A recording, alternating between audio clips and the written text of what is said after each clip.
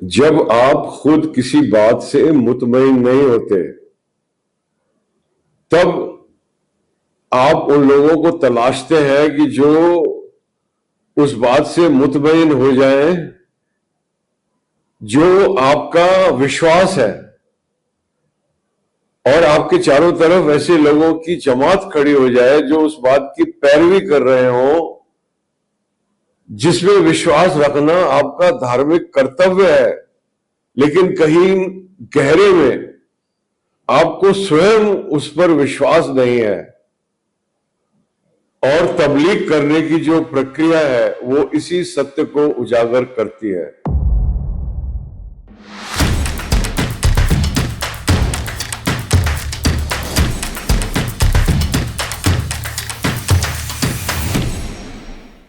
परिस्थिति बहुत ही विकट है। हमारे जन्म से पहले की बात है, लेकिन जो भी हुआ है उसका फल हम आज तक भोग रहे हैं।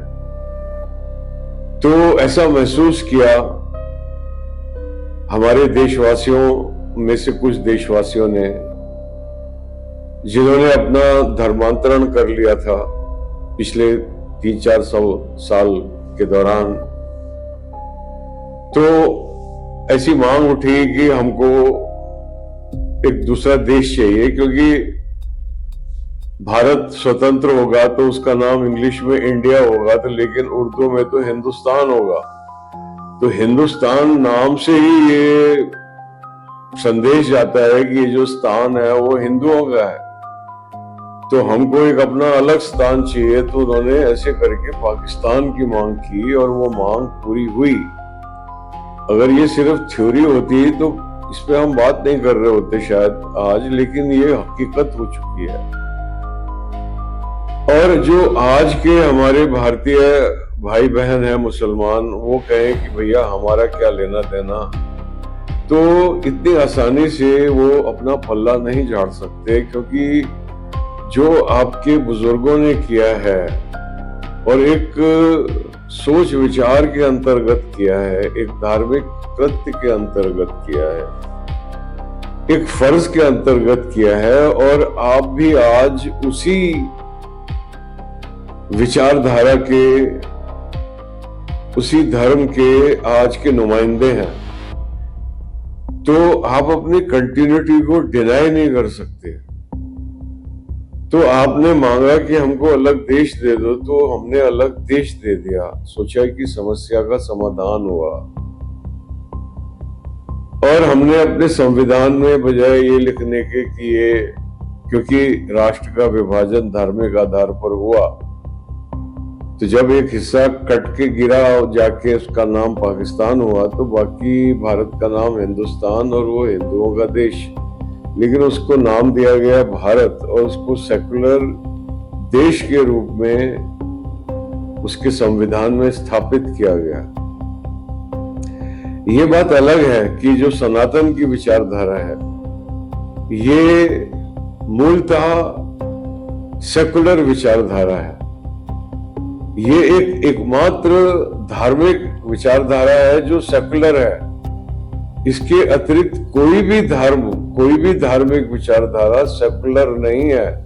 वो सेकुलरिज्म की आड़ में अपना खेल बढ़ाते हैं, और जब उनका टाइम आ जाता है तो वो सेकुलरिज्म को बढ़िया बना के खिड़की के बाहर फेंक देते हैं।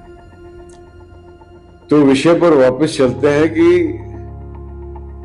जब हम किसी बात से पूरी तरह कन्विंस नहीं होते, तो हम चाहते हैं कि हमारे चारों तरफ ऐसे व्यक्ति खड़े हो जाएं जो उस बात से कन्विंस्ड हो, और उनके माध्यम से हम अपनी कन्विक्शन को पुष्ट करें। तो ये जो तबलीग करने की जो आकांक्षा है, ये जो प्रकट हुई, क्योंकि हमने कहा कि आपको पार्टीशन चाहिए, आप पार्टीशन दिया, आपने कहा हम तो गए नहीं, हमने पूछा क्यों नहीं गए, तो बोले कि हमको तो मंजूर है भारत का संविधान। अब जो इनको जानना था, जो एक्सट्रीमिस्ट थे वो चले गए, हम मॉडरेट हैं, हम मिलजुल के रहेंगे। ये ऐसा आश्वासन ऐसा बार बार कहा जाता है हमारे भाइयों और बहनों के द्वारा।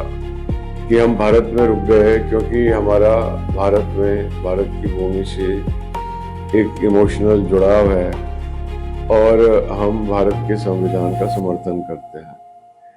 तो अगर ऐसा है तो फिर जो घटनाएं घटी पिछले 12 महीने में, एक के बाद एक, पहले की पहलगाम में कुछ लोग जाते हैं हनीमून मनाने के लिए, कुछ जाते हैं खुशियां मनाने के लिए, और वहां उनका हनीमून, उनकी खुशियां, उनके धर्म को देखकर गोलियां मारकर वो वहां पर लाशें गिरा दी जाती हैं वधुओं के सामने।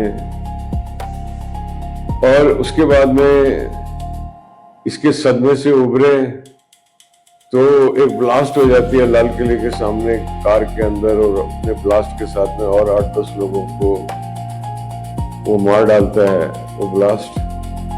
और पता पड़ता है कि कोई कश्मीरी डॉक्टर था और वो उसने 2 घंटे पहले पास की मस्जिद में बिताए, वो क्योंकि एक बहुत ही धार्मिक उथल पुथल से गुजर रहा था, उसको कन्विक्शन की जरूरत थी, वो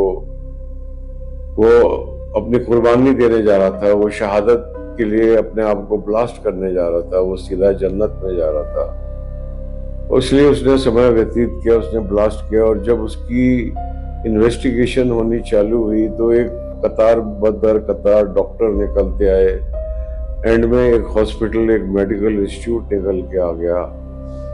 तो अब तक ये समझा जाता था कि ये जो आतंकवादी हैं ये बहुत ही एक्सेप्शनल लोग हैं, सब हम ऐसे नहीं हैं।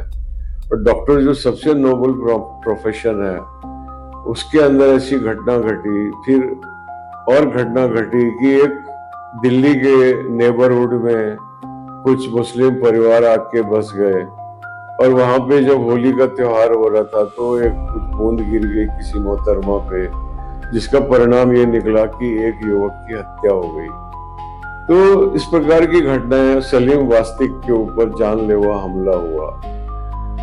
तो ये जो सारी घटनाएं घट रही हैं, इनके पीछे जो एक विचारधारा है, उसका तो हमने सन 47 में ना उसको हमने हाथ जोड़ के विदा दे दी थी, और ये डिसाइड हुआ था, और ये कि जो भी हम भारत में रह गए हैं वो हम पूरी तरीके से भारतीय परंपरा, भारतीय सभ्यता, भारतीय संस्कृति का सम्मान करते हुए अपने दीन का पालन करेंगे एक अच्छे भारतीय नागरिक के तौर पे।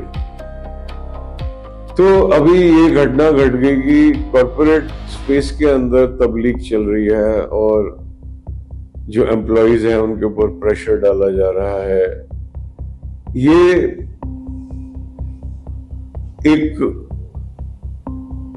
एपिसोड के द्वारा इस समस्या का समाधान नहीं किया जा सकता, पर मैं यही कहता हूं कि जिन लोगों का भी सामना हो इस प्रकार की आर्ग्यूमेंट से कि आपके देवी देवता जो है वो रिडिक्यूलस हैं, वो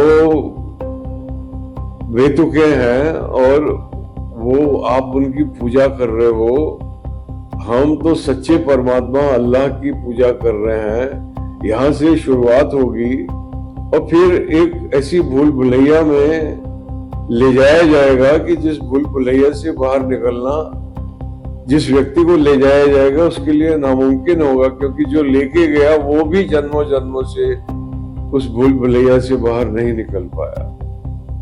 तो इसके पहले कि उस भूल भुलैया में आपका पदार्पण हो जाए, अगर इस प्रकार की प्रिकॉशंस ली जाएं, क्योंकि सोशल मीडिया के द्वारा अगर इस प्रकार की चेतना विकसित होती है तो वो सभी के लिए बेहतर होगी। हम जितनी बात कर सकते हैं उतनी कर रहे हैं, लेकिन इसके बारे में अगर और अधिक जानकारी प्राप्त हो तो जन्नती साहिल हैं, और सलीम वास्तिक हैं, और अवैस इकबाल हैं, इनके चैनल हैं, और ये बहुत ही रोचक अंदाज में और बहुत ही ज्ञानवर्धक तरीके से ये उस दीन का अन्वेषण करते हैं, उसका एनालिसिस करते हैं, जो जिसको मानने वाले ये लोग ये समझते हैं कि बाकी जितने लोग हैं वो तो सब मूड हैं, बेवकूफ हैं, वो फालतू के देवी देवताओं की पूजा कर रहे हैं, ये सब जहन्नुम में जाएंगे। और असली हकदार अल्लाह की रहमत के हम हैं, क्योंकि हम दीन पर अपना ईमान ला चुके हैं, हमने कलमा पढ़ लिया है, हम जन्नती हैं, हम जन्नत में जाएंगे और बाकी सब लोग जहन्नुम में जाएंगे। तो जब तक ये मानसिकता व्याप्त है, क्योंकि अभी हमारा 140 करोड़ 150 करोड़ लोगों का परिवार है और सबको मिलके रहना है, और भारत जिस प्रकार से आगे बढ़ रहा है थर्ड लार्जेस्ट इकोनॉमी बनने के लिए, तो उसमें सबको योगदान देना होगा, सबके, और कॉर्पोरेट्स का सबसे ज्यादा योगदान वहां पर होगा। तो कॉर्पोरेट्स को अपने टारगेट्स पे ध्यान लगाना चाहिए, अपने ऑब्जेक्टिव्स पे ध्यान लगाना चाहिए, rather than give space to all this. And I think this space especially gets created during the month of Ramzan, when everybody identifying in the office has to obligatory observe a fast for 30 days. और अगर एक से ज्यादा व्यक्ति मौजूद हैं office में, तो सब एक दूसरे के मॉनिटर बन जाएंगे कि तुमने रोजा रखा कि नहीं रखा। और 30 दिन का वक्त, 5 वक्त की नमाज को मॉनिटर करना इतना सरल नहीं है, लेकिन 30 दिन के रोजों को वर्क प्लेस पे मॉनिटर करना बहुत आसान है।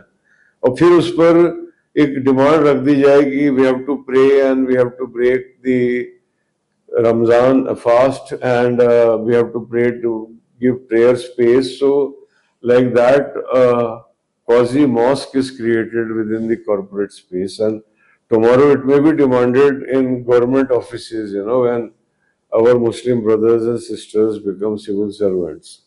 So this tendency has to be checked at the very root itself, rather than we allow it to develop into a cancer. Let us put an end to it right now.